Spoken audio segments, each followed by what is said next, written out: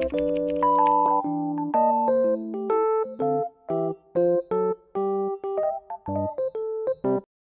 sini saya akan menjelaskan mengenai solusi pada permasalahan kurang maksimalnya guru dalam menyusun RPP.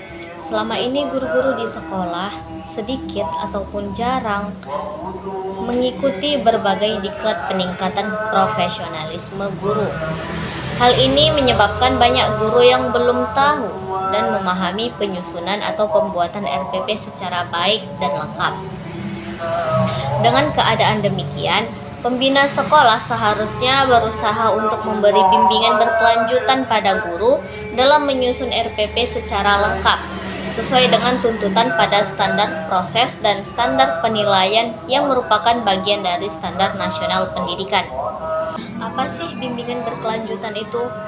Bimbingan berkelanjutan adalah pemberian bantuan yang diberikan seorang ahli kepada seseorang atau individu secara berkelanjutan, berlangsung secara terus-menerus untuk dapat mengembangkan potensi dirinya secara optimal dan mendapat kemajuan dalam bekerja. Nah, di sini bimbingan berkelanjutan ini bisa diberikan kepada guru yang belum bisa atau belum. Itu untuk solusi yang pertama, yaitu memberikan bimbingan berkelanjutan. Nah, untuk solusi yang kedua, kepada pihak sekolah untuk senantiasa melakukan inovasi pembelajaran dalam pembinaan guru, khususnya yang berhubungan dengan metode peningkatan kualitas guru dengan senantiasa melakukan pelatihan pembuatan RPP di MGMP.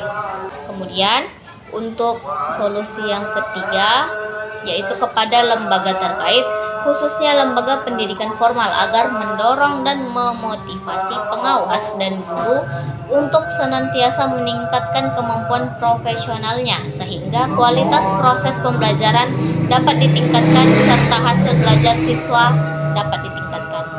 Jika ketiga solusi yang saya berikan tadi sudah dilaksanakan pihak sekolah maupun guru, di sini saya memberikan saran, yaitu kemampuan yang sudah tertanam khususnya dalam penyusunan RPP hendaknya terus dipertahankan dan ditingkatkan atau dikembangkan. Kemudian RPP yang disusun atau dibuat hendaknya mengandung komponen-komponen RPP secara lengkap dan baik, karena RPP merupakan acuan atau pedoman dalam melaksanakan pembelajaran.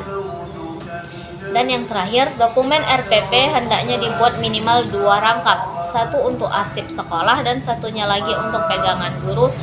Ada 6 upaya yang dapat dilakukan oleh guru untuk menentukan model dan metode pembelajaran. Di antara lain, yang pertama adalah dengan menarik perhatian siswa. Adapun cara guru untuk menarik perhatian siswa dengan menggunakan model dan metode pembelajaran yang menarik. Kemudian dengan menggunakan atau mengimplementasikan game-based learning. Yang kedua, dengan menerapkan pembelajaran kooperatif. Saat ini, proses pembelajaran dengan sistem teacher center kurang relevan dengan perkembangan anak yang semakin aktif. Oleh karena itu, penting bagi guru untuk mengetahui bahwa strategi student center akan lebih efektif dilaksanakan. Guru bisa meminta siswa untuk bekerja sama dengan membentuk kelompok. Dengan cara itu, siswa akan berkembang pola pikirnya. Siswa menjadi lebih kreatif, kritis, percaya diri, dan solutif, karena selalu dilibatkan untuk menyelesaikan masalah. Tidak hanya itu, kemampuan komunikasi siswa juga akan meningkat karena banyaknya interaksi yang terjadi, baik antar siswa maupun antar guru. Yang ketiga, guru dapat menggunakan teknologi dalam proses pembelajaran. Saat ini sudah banyak media yang bisa digunakan untuk membuat suasana pembelajaran lebih interaktif. Guru bisa menggunakan papan tulis interaktif, memanfaatkan komputer, hingga smartphone yang bisa menampilkan gambar dan video untuk menunjang proses pembelajaran. Menggunakan media bantu seperti ini akan membuat siswa lebih mudah memahami materi yang sulit dipahami jika hanya sebatas teori ataupun teks saja. Yang keempat, guru diharapkan menjadi guru yang humoris dan tidak kaku. Upaya lain yang bisa digunakan adalah menjadi guru yang humoris dan tidak kaku. Hal ini penting untuk menghidupkan suasana kelas agar tidak tegang. Guru yang humoris dan fleksibel juga membuat siswa lebih nyaman dalam belajar. Meski begitu, Gunakan humor yang masih sesuai dengan konteks kegiatan belajar dan jangan sampai melupakan tujuan utama yaitu mengajar dan menyampaikan materi kepada siswa. Yang kelima, melakukan kegiatan belajar secara outdoor. Belajar di kelas ada kalanya membuat siswa menjadi bosan. Pasalnya, beberapa siswa merasa tidak bisa melihat langsung penerapan materi yang bisa dipelajari secara langsung. Oleh karena itu, guru bisa menerapkan strategi pembelajaran outdoor untuk merefresh otak siswa. Tidak harus pergi ke tempat yang jauh, guru juga bisa mengajak siswa ke lingkungan sekitar sekolah untuk mengaitkan teori belajar yang sudah diajarkan dengan fakta yang terjadi di lapangan. Dan yang terakhir, guru dapat memberikan penilaian dan apresiasi kepada siswa. Penilaian menjadi salah satu hal penting setelah kegiatan belajar dilaksanakan. Penilaian dilakukan untuk mengukur sejauh mana siswa menguasai materi yang telah diberikan. Penilaian juga sekaligus sebagai sarana refleksi bagi guru dalam mengajar. Apakah metode, media, hingga strategi yang diterapkan selama ini sudah cocok dengan siswanya atau belum? Tidak hanya memberikan penilaian saja, namun usahakan juga guru untuk selalu memberikan apresiasi kepada siswa atas usaha yang ia lakukan selama belajar. Siswa yang diberikan apresiasi dari seorang guru merasa lebih dihargai dan kedepannya akan semakin semangat dalam belajarnya.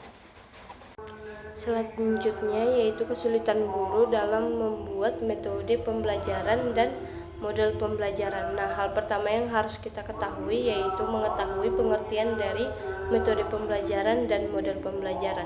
Nah, metode pembelajaran merupakan cara yang digunakan dalam mengimplementasikan rencana belajar yang telah disusun melalui kegiatan belajar tertentu untuk mencapai tujuan yang telah diterapkan.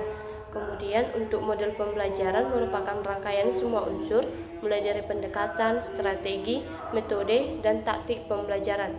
Nah, dalam menentukan model dan metode pembelajaran ini, terkadang guru mengalami kesulitan sehingga membuat tujuan pembelajaran yang kita harapkan tidak tercapai secara maksimal. Nah, bagaimana solusi dan untuk mengatasi hal ini? Terdapat beberapa solusinya. Yang pertama yaitu pahami materi yang ingin dijelaskan. Dengan mengetahui materi yang ingin disampaikan secara mendalam, guru dapat mengetahui jenis metode dan pembelajaran yang dirasa paling sesuai untuk menjelaskan materi tersebut, sehingga dapat meningkatkan kreativitas dari siswa. Kemudian yaitu tentukan tujuan pembelajaran. Mengetahui tujuan pembelajaran adalah hal utama untuk dapat mengetahui metode pembelajaran dan model pembelajaran yang tepat. Nah, apakah tujuan pembelajaran hanya sebatas untuk mengetahui materi tersebut atau ada tujuan lain dari tujuan pembelajaran tersebut, yaitu untuk meningkatkan soft skill dari anak. Kemudian yang ketiga yaitu pahami karakteristik dari anak. Mengetahui karakteristik siswa merupakan tanggung jawab dari setiap pendidik. Mengenal kelebihan dan kekurangan mereka dapat membantu kita sebagai guru dalam menentukan model dan metode yang tepat yang diambil ketika kita mengajar. Nah, beberapa informasi ketika kita dapat mengetahui karakteristik anak seperti bakat, kecerdasan dominan, gaya belajar yang sesuai, dan bagaimana motivasi belajar dari anak. Nah, ketika kita dapat mengetahui karakteristik dari anak ini, maka metode dan model pembelajaran akan lebih mudah untuk kita buat pada anak-anak tersebut. Kemudian yaitu dalam satu kali pertemuan terapkan beberapa metode dan model pembelajaran. Mengacu pada poin sebelumnya yaitu mengetahui karakteristik anak, bisa jadi dalam satu kali pembelajaran guru dapat langsung mengkombinasikan metode dan model pembelajaran sehingga tidak terkesan membosankan.